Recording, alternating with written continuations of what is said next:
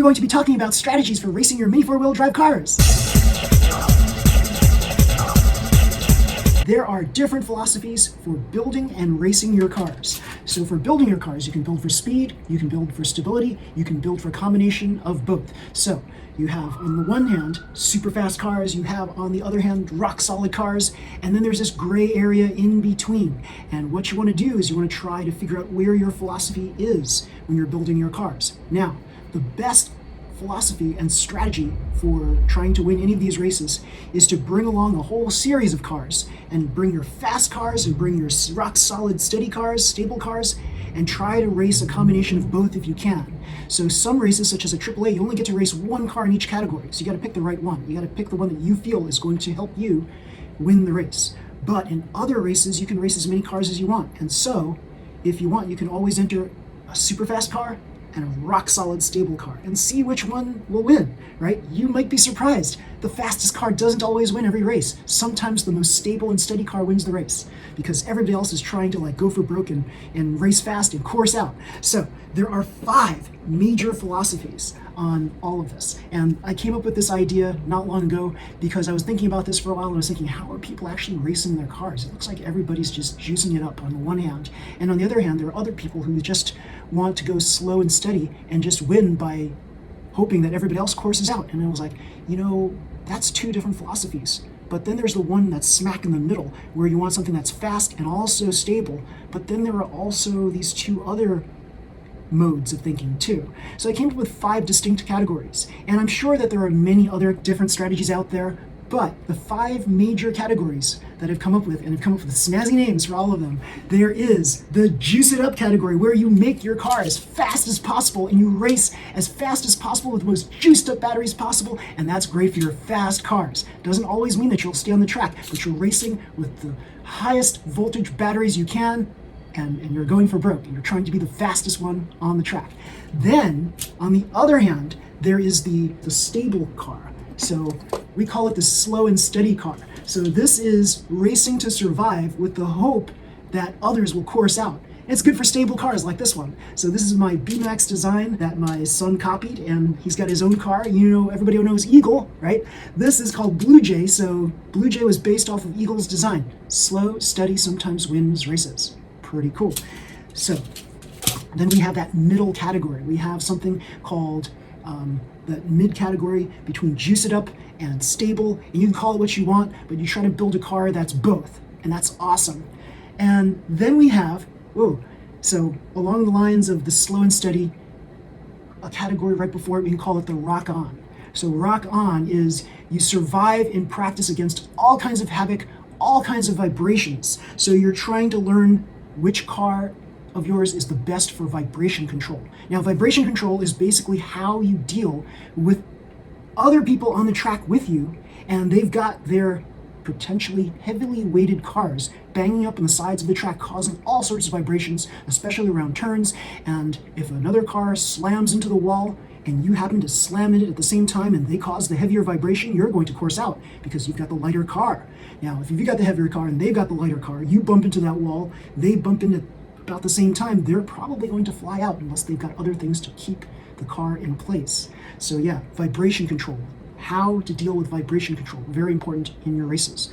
So we have these 2 other categories here around the middle of the midpoints of each of the center and the edge cases, and I call it, on this side we call it juice it up -1. So juice it up -1 means you run really fast voltage, very high voltage that is, to run really fast, but you take it down a notch, and that's insurance so that you can stay on the track. Because if you go super fast, this philosophy of going so fast that you can obliterate everybody on the track, that's great and fine, but that only works if you're ahead of everybody from the outset, and you always stay ahead of everybody. If there are situations where you are going neck and neck against certain cars and they come up next to you and they're causing lots of vibrations and you can't handle those vibrations, you're going to course out. So what you want to do is you want to make sure that you take that voltage and you knock it down a smidge so that you can stay on the track better, so that you're more stable. So you're super fast, but you're a little more stable by knocking it down 0.1 volts, for example. So instead of having batteries that are, say, 1.54 volts, you just knock it down a little bit to like 1.52 and race with that. And you'll see, you'll probably be a lot more stable that way. Even bring it down to 1.50. Try that. So it's juice it up -1. Now on the other side, we have Rock On +1. And Rock On +1 is basically the Rock On configuration, which is surviving against all sorts of vibration control, but you're amping up the voltage a smidge.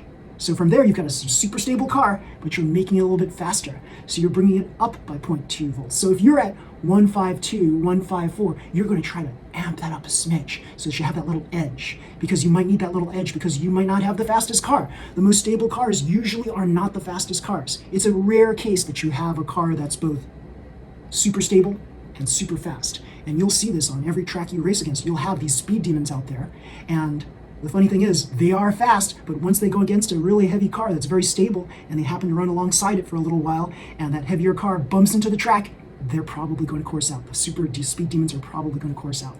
Sometimes slow and steady wins races. Look at the K4. The K4 Gamble, they have this green truck that came out also shortly afterwards, and yeah, one of my colleagues won 3rd place in box stock using that truck because everybody else is just like flying off the track because if they wanted to like go super fast against everybody else. But yeah, my colleague's truck just putted along and it managed to get 3rd place because 2 other cars just coursed out. So you can use that strategy as well, especially if you are entering more than one car. Now, there's also the philosophy and strategy of pitting yourself against your opponent. So if you are up against someone that you know is like pretty much a beginner, then you tend to take it easy on them and you tend to try to race with them, not try to totally beat them. So by that I mean, like, if you're going against a couple of people who you know they just got into the races, why would you want to try to amp your batteries up so much that you just go zoom right ahead of them, like by half a lap? That would not be cool, right? So it's like when you see NBA basketball players out there and you see football players and there's a game and like the game is such that, yeah, you're 2 touchdowns ahead, for example, in football, and you've got like 2 minutes left in the game. Why would you try to throw another touchdown? That just will totally obliterate the morale of the other team. That's not cool. That's not sportsmanlike conduct. That's not how we do things, at least here in America. So you want to try to win in a gentlemanly or ladylike way. You don't want to try to obliterate the competition. Now, when you're racing against somebody that you know is really good, suddenly, like sometimes you have to pull out all stops and you amp up your battery voltage as high as possible. And you sacrifice a little bit too, because you sacrifice stability. And you want to take a chance because you want to win against this other person. So you amp up the batteries as high as possible in the very hopes that you will beat this person. And yeah, and this person knows that you're a good racer too. So he or she will also amp up their batteries and also try to win against you. So yeah, good racers always try to push each other. But if you're going against people that are like new to the scene, you don't want to obliterate them. That's not cool. Just, like you're trying to help everybody get up to speed with all of this stuff, with all of this sport. So it's a good idea that you try to, if you do win, that you win in a conservative way to help people rather than like discourage them. So yeah, that's a potential strategy right there. Some people just don't care and they just, like, whoever they go against, they just want to obliterate them. And that's really not how you want to approach things. You want to try to win so that other people feel good about not winning, so to speak. Because if you win and then that totally destroys the other person's morale, that's just not cool. So, yeah. But amongst all the people who race regularly, you know who you are. And so when you race against other people who you know are really good, sometimes you just pull out all the stops and you just hope for the best and you hope that you can win. And that's the nature of competition. When other people can get to your level, then you can pull out all stops against them and then you can race to win. So pretty darn cool. So AAA Hobbies had their very first race this weekend, and unfortunately I didn't win anything this weekend. My cars basically just coursed out at inopportune times. So this one, which I've always had great fortune with, suddenly this started falling apart. So that track was a very challenging track in which there were lots of little jumps here and there, and I found that my wheels started coming off of the axles. So I think this one's like on its, like how some cars, you get to a peak point, and then suddenly there's a point where there's a drop off in performance. I think I peaked with my last race or two, and now it's on its downhill trajectory. It's probably got a good number of races left in it, but probably not many more than that. I would say that most cars have on average 10 good races in them. I'm talking about 10 good wins out of all of them. Unless you build something not quite up to spec or something, you should be able to get 10 good wins or 10 competitive runs with each of them. So if you're not first place, then you're somewhere first, second, third, or maybe fourth or fifth place. You know, like fifth place, if you really think about it, if you're going against a large group of people, fifth place is not bad at all,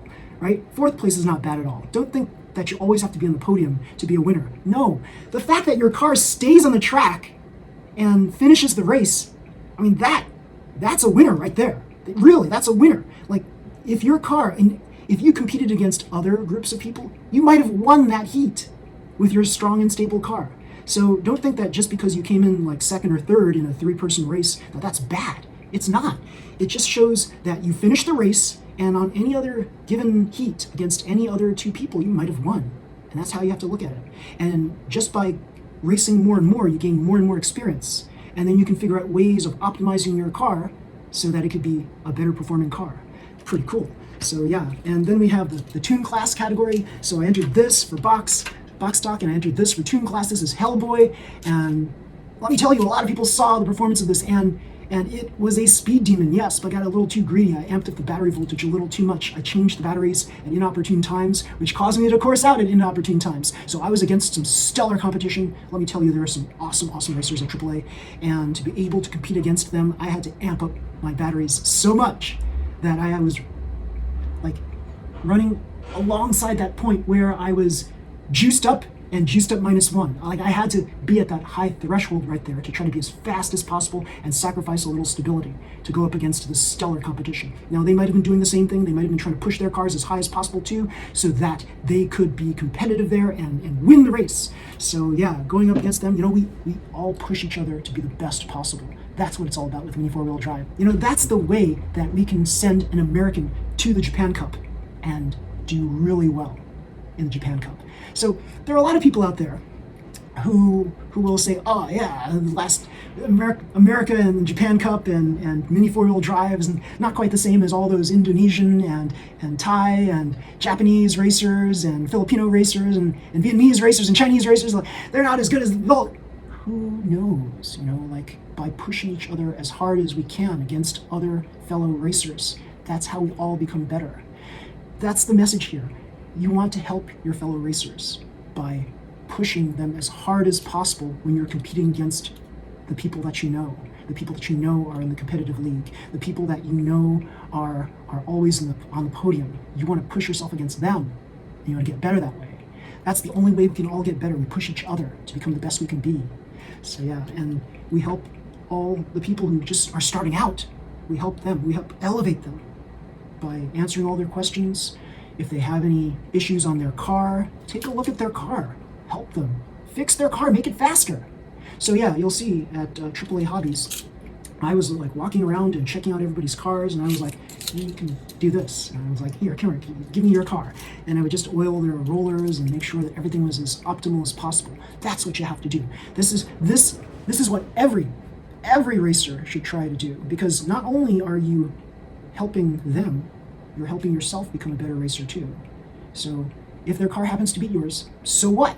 You have the satisfaction of knowing that you helped someone win a race. Maybe their very first race. And that's the coolest feeling, don't you think? Remember the very first time you won a race? That was the most awesome feeling, I'll bet. Wouldn't you like to see that same expression on somebody else's face? Just to know that you helped them, to help them be on their way to be a great racer too. That's just awesome. Totally awesome. So yes, everybody, if you love this video, please slam the like button, subscribe to this channel, and you'll see more videos just like this one. Until next time, everybody, see you. Bye.